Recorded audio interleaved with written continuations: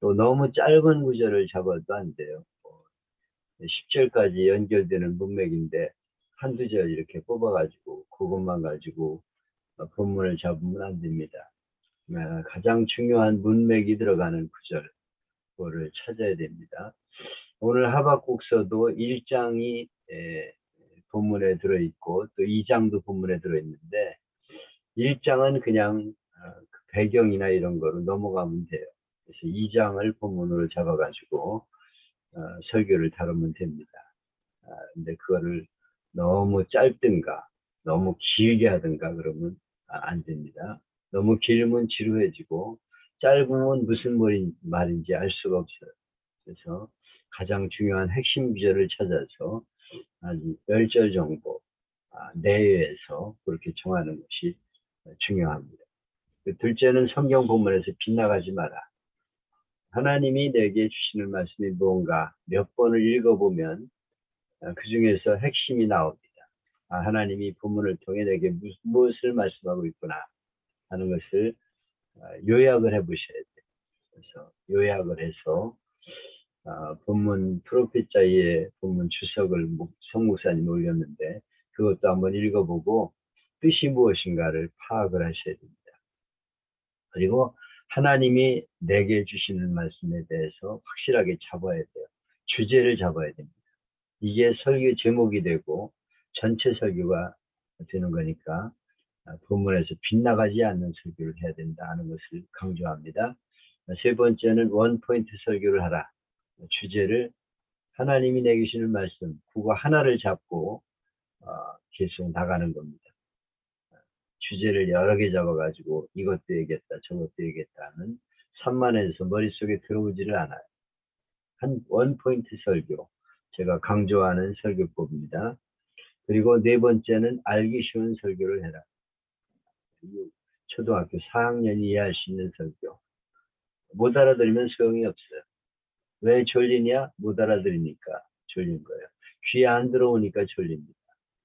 그러니까 아이들도 이해할 수 있는 설교를 하려고 노력을 하셔야 됩니다. 그리고 재미있는 설교를 하라. 맛있어야 먹죠. 내가 이렇게 정성껏 해줬는데 왜 안 먹냐 그러면 안 돼요. 그래서 하나님 말씀을 어떻게든지 귀에 들어오도록 쏙쏙 들어오도록 재미있는 설교를 하라. 이건 무슨 만담하라는 얘기는 아니에요. 이렇게 들어서 참 재밌다 이렇게 생각할 수 있는 설교를 하라. 그리고 감동적 설교를 하라. 좋은 예화나 간증을 통해서 감동을 주어라. 일곱째는 삶에 적용하도록 하라. 적용되지 못하는 설교는 메아리일 뿐이에요. 이 말씀을 듣고 어떻게 살라는 거야 하는 메시지가 나와야 됩니다. 그리고 여덟 번째는 영혼 구원에 초점을 맞추라. 특별히 낮 예배를 우리가 연구하고 있는데요. 이 낮 예배는 구도자에게 초점을 맞추는 설교. 오늘 교회 처음 나온 사람, 처음 설교를 듣는 사람에게 초점을 맞춰가지고 이 설교를 듣고 결단할 수 있도록 내가 예수를 믿어야 되겠구나 결단할 수 있는 그런 설교를 하도록 노력하라. 그리고 결론을 전도해 두라. 하나님이 이렇게 우리에게 말씀하시기 때문에 이 말씀을 전하는 게 교회와 성도의 사명이다 하는 것으로 결론을 꼭 맺으시기 바라고요. 또 설교 준비에 중요한 것은 하나님 아버지의 마음으로 전하라. 하나님이라면 이 말씀을 어떻게 전할 것인가. 내가 아버지라면 어떤 마음으로 이 말을 자녀들에게 해줄 것인가. 하나님 아버지의 마음으로 말씀을 준비하라. 상처받고 힘들어하는 이들이 교회 왔거든요. 그들에게 아버지의 마음으로 전해야 돼. 하나님 아버지의 마음으로. 그리고 설교를 길지 않게 하라. 너무 긴 설교는 머릿속에 들어오지도 않고요. 마음속에 잘 남지도 않아요. 그래서 한 25분 정도 내로 이렇게 하시면 됩니다. 전해야 될 메시지를 복사를 해서 나중에 이제 쭉 이어나가면 되고요. 제목은 주제에서 전체를 요약할 수 있는 제목을 선정한다. 그래서 이렇게 작성을 하면 됩니다. 이 오늘 주시는 본문의 메시지는 신승자 목사가 들어오네. 네, 신목사님 잘 들어왔어요. 네. 본문의 메시지는 학계 1장 12절부터 2장 1절로 9절까지로 되어 있어요. 프로페자의 에스타로는 성서 정과에 보면 이 메시지의 내용은 뭐냐면 이스라엘 백성들이 바벨론 포로에서 돌아와 성전을 짓죠.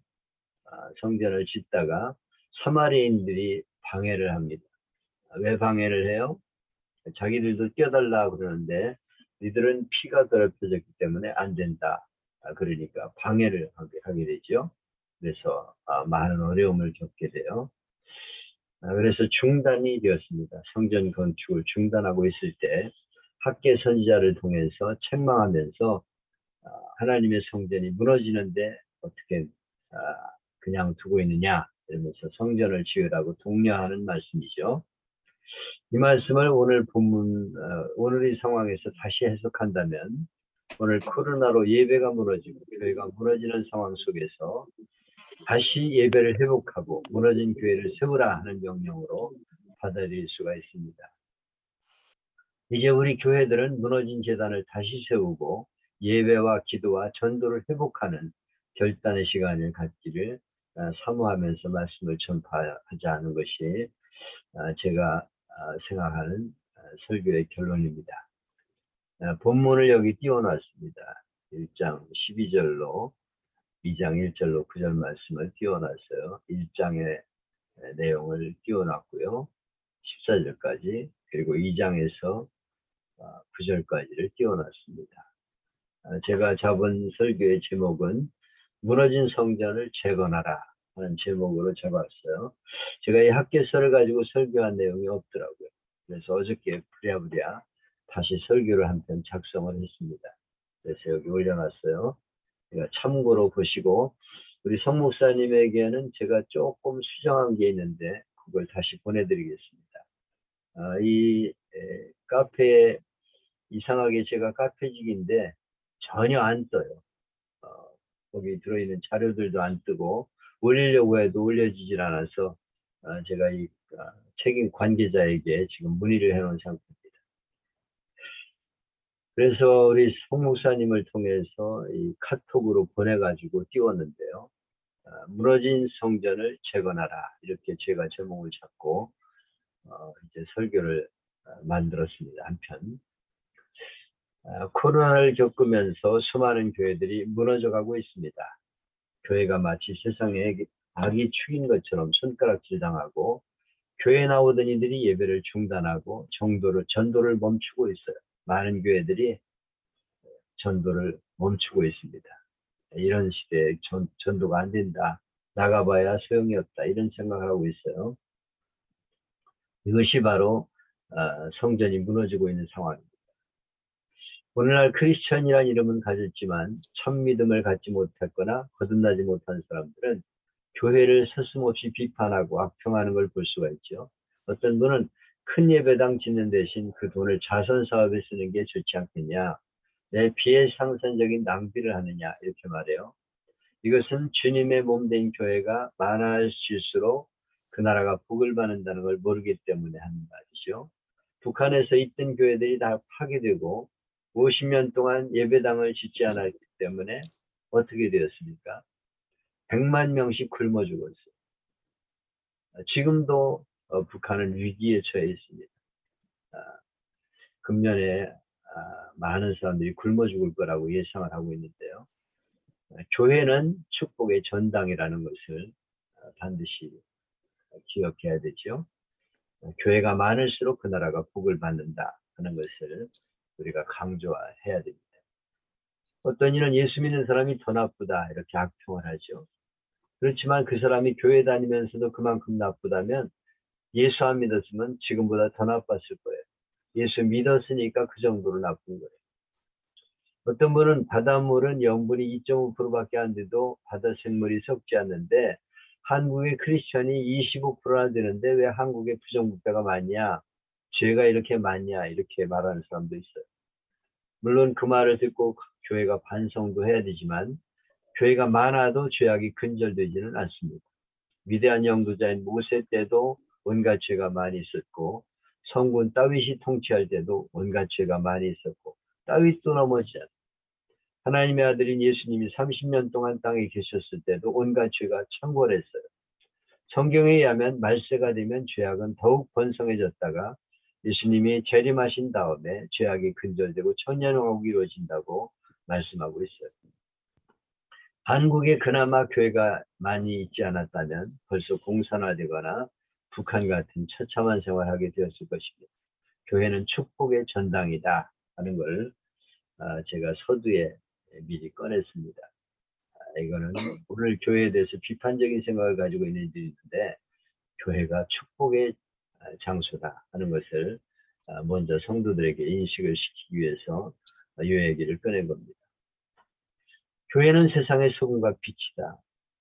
1980년대 통계지만 한국 복지시설 중 김윤희 목사님은 어디 이렇게 자꾸 돌아다녀요. 가만히 앉아 공부나 해. 지금 아이고, 어디 가는 중이. 가는 중이야? 그냥 앉아서 공부하는 적이 없어. 네. 1980년대 통계인데 한국의 복지시설, 고아원, 양로원, 모자원, 장애인시설, 정신박약시설 이런 게 당시에 455개가 있었는데 그 중에 84%가 교회가 세우고 교회가 운영하는 기관들이 있어요. 교회가 이런 좋은 일들을 하고 있는데 그걸 사회들이 잘 몰라요. 왜냐하면 그냥 이름 없이 하고 있기 때문에. 교회는 세상의 빛과 소금의 역할을 하고 있다. 그리고 교회보다 더 큰 축복의 기관이 없다는 거죠. 세계를 여행하면 문명되고 잘 사는 선진국가는 십자가 정탑이 세워진 나라임을 알 수 있어요. 교회를 파괴하고 그리스도인들을 죽이고 투옥한 공산국가들은 유엔권이 유리당하고 처참한 나라들이 된 것을 알 수가 있죠. 주님이 피로 사신 몸된 교회보다 더 큰 축복의 기관과 장소는 없다 하는 것이죠. 교부터 틀리하는 하나님을 아버지로 모신 사람은 교회를 어머니로 생각해야 된다. 이렇게 말했습니다. 하나님을 아버지로 교회를 어머니로 이렇게 생각하는 사람이 크리스천이 되어야 한다. 교회를 떠나서는 크리스천으로서 올바르게 양육될 수가 없다는 것을 기억해야 합니다. 이런 것들을 왜 앞에서 강조하냐면 교회의 중요성을 말하기 위해서입니다. 반드시 교회는 세워져야 한다 하는 것을 말하기 위해서 이 얘기를 앞에서 꺼낸 겁니다. 오늘 본문 말씀은 하나님께서 학계 선지자를 통하여 이스라엘 백성들에게 성전 건축을 강력하게 촉구하는 말씀이죠. 이스라엘 민족에게 있어서 성전은 하나님의 임재를 상징하는 곳이었어요. 애굽을 탈출해서 광야를 유랑하는 동안 모세는 하나님께서 그들에게 거하시도록 성막을 지었어요. 하나님이 성막을 지으라 이렇게 말씀하셨어요. 이 성막은 이스라엘 백성들이 광야길을 가는 동안 중심이 되었습니다. 그래서 언제나 성막을 중심으로 이동해요. 성막에 하나님이 지성소에 계신 것으로 그렇게 저들이 생각하고 구름 기둥, 불 기둥으로 성막을 이렇게 중심으로 이스라엘 백성들이 이동하게 돼요. 다시 말하면 하나님이 축복의 장소로 지은 것이 성막이었습니다. 제가 한국 성서신학교에서 가르치는 성막 복음의 핵심이 뭐냐 하면 성막을 중심으로 이스라엘 백성들이 약속의 땅을 향해 나갔던 것처럼 성도들은 교회를 중심으로 살아야 된다. 이걸 강조하는 게 성막 복음의 내용입니다. 제가 10강으로 했는데 언젠가 기회가 있으면 성막 복음을 꼭 여러분들에게 전하고 싶습니다. 이걸 반드시 교인들에게 가르치셔야 돼요. 그래야 교회가 중요하구나. 이렇게 성전이 중요한 거구나 하는 것을 성도들이 인식하게 돼요. 또 이스라엘 백성들이 가나안에 정착해서 국가 체계를 갖추게 된 후에 이 성막은 성전으로 발전하게 되었죠. 그래서 솔로몬 성전을 통해서 예루살렘 성전이 세워지고 하나님이 거룩한 왕으로 여기 계신다. 그래서 이스라엘 백성들의 삶과 신앙은 성전 중심이 되었어요. 근데 저들이 우상 숭배와 범죄로 망하게 되고 성전이 파괴되고 바벨론 포로로 끌려가게 되죠. 그래서 그들은 성전이 없는 상황에서 신앙도 없고 성전도 없고 예배도 없는 곳에서 노예 생활을 하면서 성전이 얼마나 소중한가를 깨닫고 성전을 사모하면서 바벨론 여러 강변에서 울었다. 이렇게 성경은 기록하고 있습니다. 정말 예배를 드릴 수 없는 상황이 되면 예배를 사모하게 되죠. 지금 북한 땅에 있는 이들이 얼마나 예배를 사모합니까? 옛날에는 그런 생각을 못했는데 막상 성전이 없는 곳에 살아보면 성전이 얼마나 그리운가 중요한가를 깨닫게 되죠. 그래서 성전을 사모하며 울었어요. 그러다가 바벨론 패망으로 페르시아가 일어나게 되면서 이스라엘 백성들이 다시 고국으로 돌아오게 되죠. 페르시 왕 고레스가 칙령을 통해서 유대인들은 돌아가라 이렇게 교환을 허락했어요. 이것은 하나님의 은혜였죠. 포로에서 돌아온 이스라엘 백성들은 폐허된 예루살렘 성전의 재건을 시작했습니다. 근데 사마리아인들이 방해에 부딪혀서 오랫동안 중단되게 된 채 방치되어 있었어요. 이스라엘 백성들은 지난 포로 생활 때 성전을 그리워하면서 울고 불던 그때를 다 잊어버리고 자기 집 짓는 데만 열중하고 성전을 방치하고 있었어요. 그들의 신앙은 다시 잠들고 병들게 된 것이죠. 무사해지고 안일해지면 그 다음은 신앙이 점점 병들게 되는 것을 볼 수가 있습니다. 그러므로 하나님은 학개 선지자를 통해서 예루살렘 성전의 재건을 촉구하셨어요. 이것은 단순히 성전 건물을 건축하라는 것만이 아니고 이스라엘 백성들의 신앙을 일깨우는 것이죠. 신앙 공동체로서 삶의 구심점을 성전으로 가르쳐 준 겁니다. 우리의 삶의 구심점은 어디입니까? 성전이 되어야 돼. 교회가 삶의 구심점이 되어야 합니다. 이스라엘 백성들이 광야길을 갈 때도 그랬고 예루살렘 성전이 있을 때도 그랬고 나중에는 성전이 무너지게 되고 회당 시대를 거치게 되죠. 바벨론 포로 시대를 거치면서 디아스포라가 되었어요. 나라를 잃어버리고 난 후에 회당이 저들의 중심이 되었습니다. 그래서 저들은 어디를 가든지 회당을 세워서 이스라엘 백성들이 살아가게 되죠. 이스라엘 백성들은 어디를 가든지 회당을 세워요. 미국에도 나는 가보진 못했어요. 근데 성 목사님 얘기 들어보면 유대인들이 사는 마을마다 회당이 세워졌다. 그래서 시나고그라는 팻말이 크게 되어 있어서 어디 가나 회당을 찾을 수 있게 만들어 놓았다. 이 쉐마와 회당이 이스라엘 민족의 상징의 심장입니다. 신명기 6장에 나오는 쉐마, 하나님 말씀을 부지런히 가르치라. 쉐마와 회당, 이것이 이스라엘 민족의 심장입니다. 오늘날 교회에서 하나님 말씀을 가르치는 일과 교회당, 교회가 바로 우리들의 심장이 돼야 돼요. 그래서 하나님 말씀을 가르치는 것과 그리고 교회, 이걸 세우는데 주력하는 그런 교회들이 되어야 합니다. 그런데 이스라엘 백성들은 자신들이 처해 있던 상황을 이유로 들어서 성전을 다시 재건하는 것은 자기들에게 너무 큰 부담이다. 너무 힘들다. 비용도 많이 든다. 그래서 여호와의 전을 건축할 시기가 아직 이르지 아니했다. 이렇게 핑계를 댔어요. 오늘도 성전을 짓자 그러면은 아유 지금 지을 때가 아니에요. 이러면서 핑계들을 대죠. 그러면서 물러나고 도망을 칩니다. 그래서 부담이 없는 교회로 이동을 하죠. 그러면서 그들은 각자 자기들의 집 짓기에 몰두했어요. 하나님께서는 그런 자들을 향하여 이전이 황무하였거늘 너희가 그 이때 편벽한 집에 거하는 것이 가하냐. 자기들 집은 아주 잘 지었어요. 나무를 갖다가 잘 이렇게 아름다운 집을 지었는데 하나님의 집은 그냥 방치되어서 무너진 채 그냥 놔둔 거예요. 그래서 하나님이 그것이 도대체 옳은 일이냐 그러면서 화인받은 양심을 질타합니다.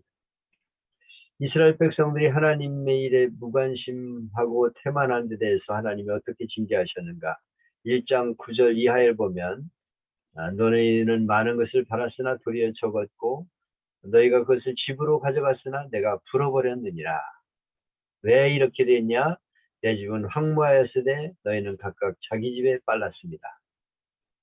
그러므로 너희로 인하여 하늘은 이슬을 그치고 땅은 산물을 그치며 내가 한재를 불러 이 땅에 산에 곡물에 제포도주에 기름에 땅의 수산에 사람에게 육축에게 손으로 수고하는 모든 일에 임하게 하셨느니라.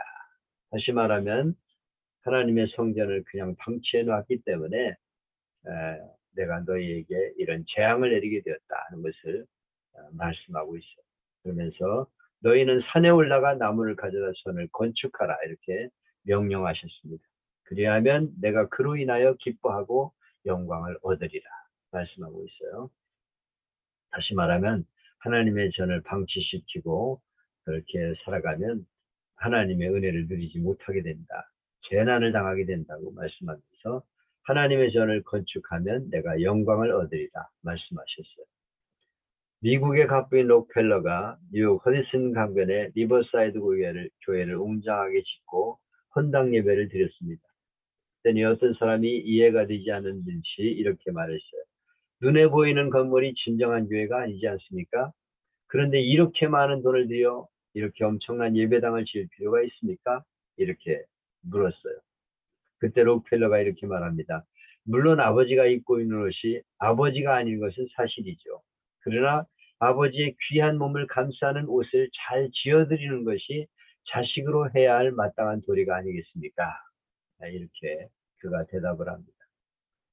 아버지가 입고 있는 옷은 아버지는 아니에요.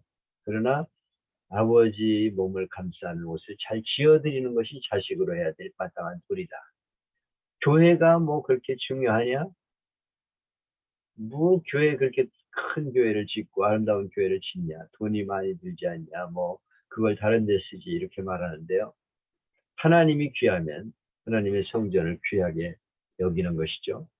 하나님이 록펠러의 마음을 귀하게 보시고 많은 복을 주셨어요. 그래서 세계 최고의 갑부가 되게 하셨죠. 그래서 그는 교회를 계속 지어서 봉헌했는데 5천여 개의 교회를 지었습니다. 하나님은 그로 하여금 병 들었었는데 그의 병을 치유해 주시고 장수의 복까지 주셨어요. 54세 의사로부터 사형 선고를 받았었는데 이렇게 하나님 귀한 일을 하게 되니까 98세까지 장수의 복을 허락하여 주셨습니다.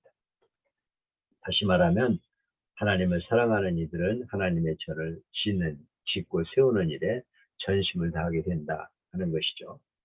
현대인에 있어서 최고의 대학은 하버드 대학이죠. 근데 이 넓은 캠퍼스 안에 엄청난 건물들이 많은데 중간에 위치한 건물이 뭐냐 하면 성전이에요.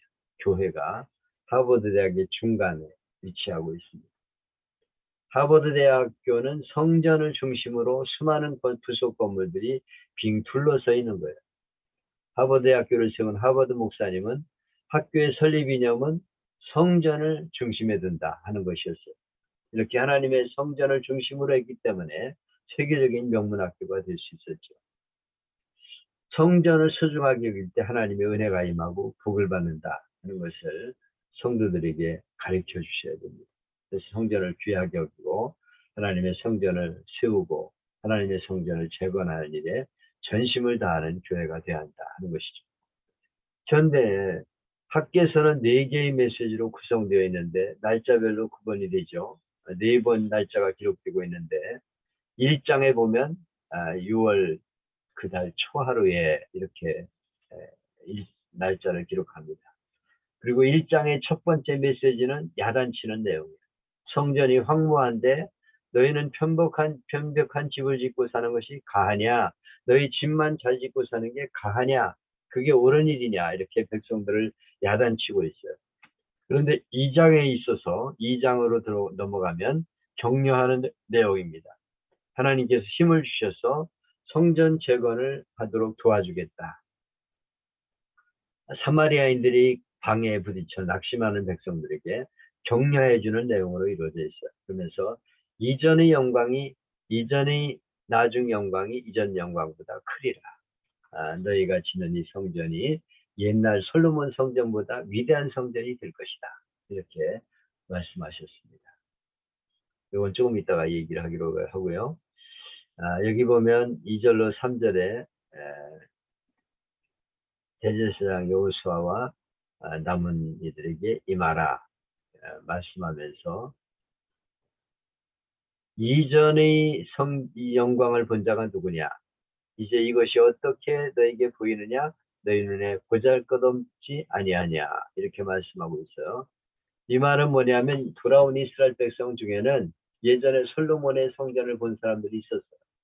그들은 스룹바벨 성전의 보잘것없는 모습에 실망합니다. 근데 하나님은 겉모습만 보지 마라. 앞으로의 영광이 이전 영광보다 크리라 말씀하고 있어요.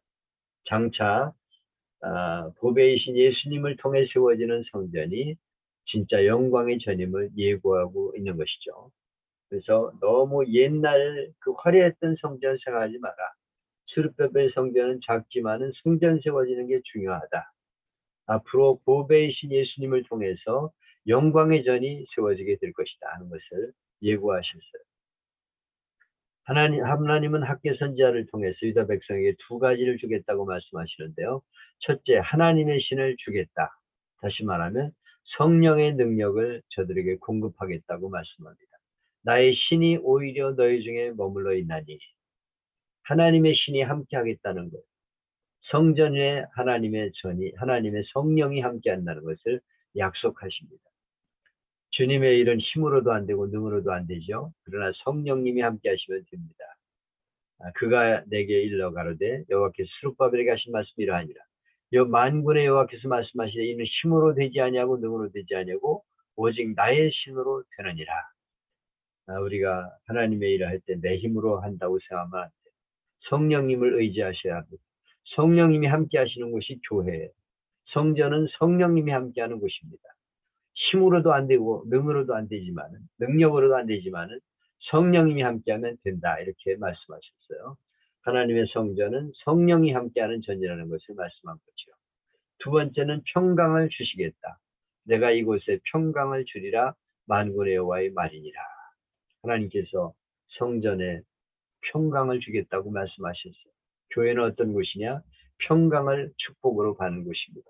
예배 드릴 때 평강이 임하고 찬송 드릴 때 평강이 임하고 하나님을 찬양할 때 예배할 때 하나님의 은혜가 임하게 되는 것이죠. 성령도 주시고 평안도 주시고 성전 내 필요한 재물도 주실 것이니 걱정하지 말라. 그러니 스스로 강하게 하고 일어나라 일하라 이렇게 말씀하고 있어요.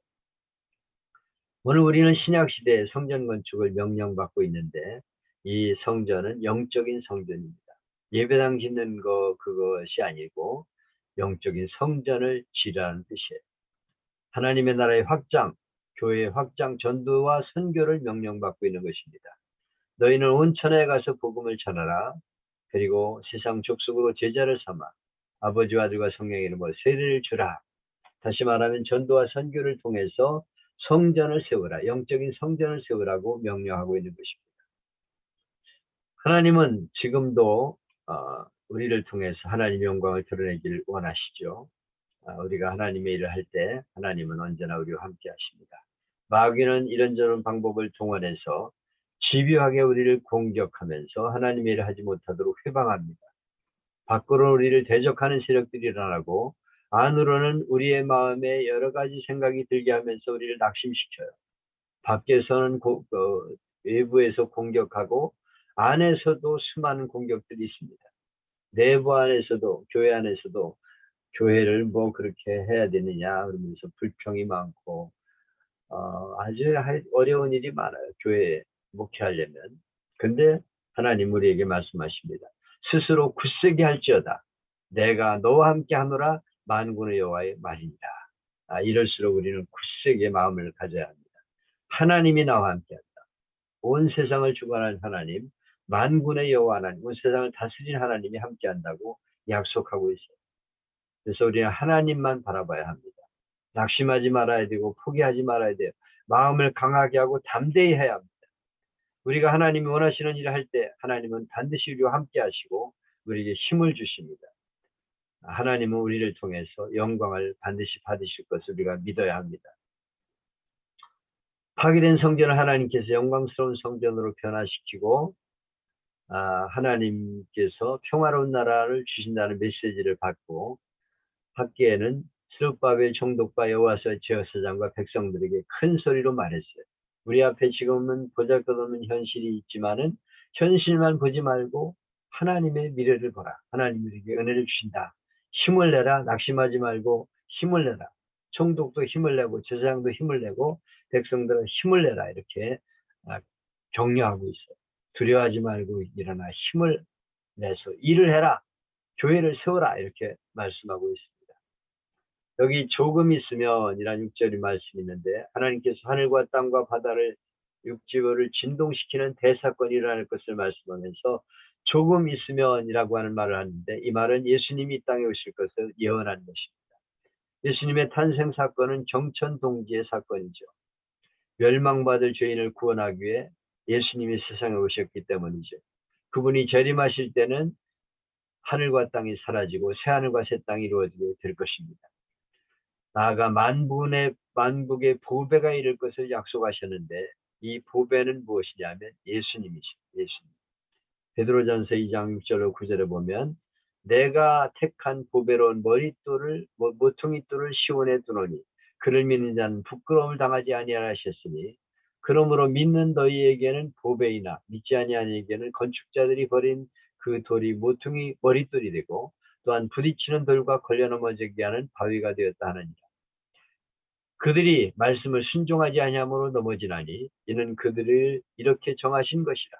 그러나 너희는 택하신 족속이요 왕같은 제사장이요 거룩한 나라요 소유가 된 백성이니 이는 너희를 어두운 데서 불러내어 그의 기이한 빛에 들어가게 하시니 아름다운 덕을 선포하게 하려 하십니다. 하나님께서 보배로운 예수님을 통해서 건축자가 되어서 성전을 세울 것을 말씀하고 있어요.